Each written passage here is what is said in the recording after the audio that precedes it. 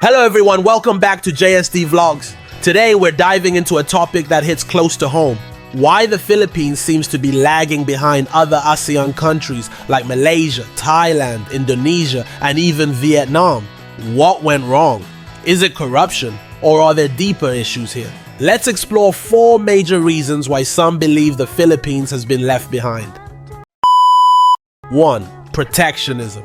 Let's start with protectionism. The Philippine economy is heavily guarded by protectionist policies that restrict foreign investment in certain industries. Even the Constitution mandates that 60% of businesses in some sectors must be Filipino-owned. While this aims to protect local interests, it makes the country less competitive. For example, the high import fees make everyday goods, like sugar or electronics, more expensive. If we drop these tariffs, imagine how much easier life could be.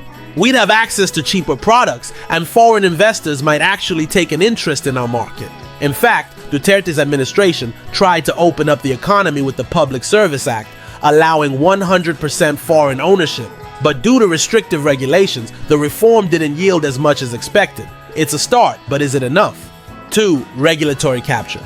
Next up, regulatory capture. The concept might sound technical, but it basically means that regulatory bodies are sometimes influenced or even controlled by the industries they should regulate. Take the Department of Agriculture's import permits. Only select importers are allowed to bring in commodities, which means prices stay high, and there's no real competition to lower them. Often, the very officials overseeing regulations end up working for these companies after their government stint, and then sometimes return to the government. So instead of enforcing rules fairly, they may be looking out for their future employers. This leads to fewer jobs, higher prices, and a generally uncompetitive economy. It's a slow judiciary. Another obstacle, our judiciary system. The Philippine courts are notoriously slow. Contract disputes and other legal matters can take years, even decades to resolve. This means foreign investors are often hesitant to invest directly in the Philippines. They'd rather partner with big local players to avoid the red tape and court delays.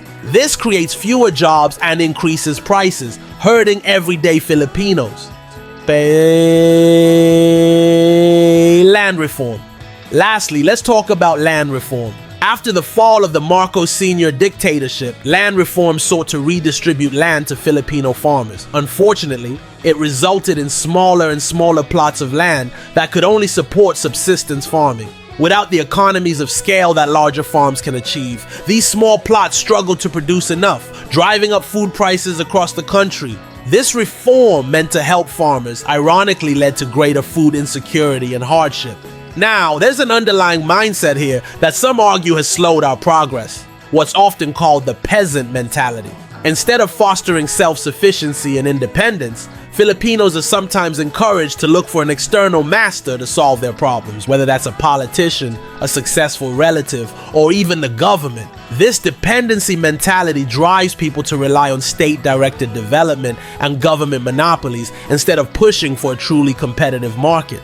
It's the belief that only the government or someone else can solve their problems, which has given rise to policies that many argue perpetuate poverty instead of eliminating it. So, is it surprising that our ASEAN neighbors are advancing more rapidly?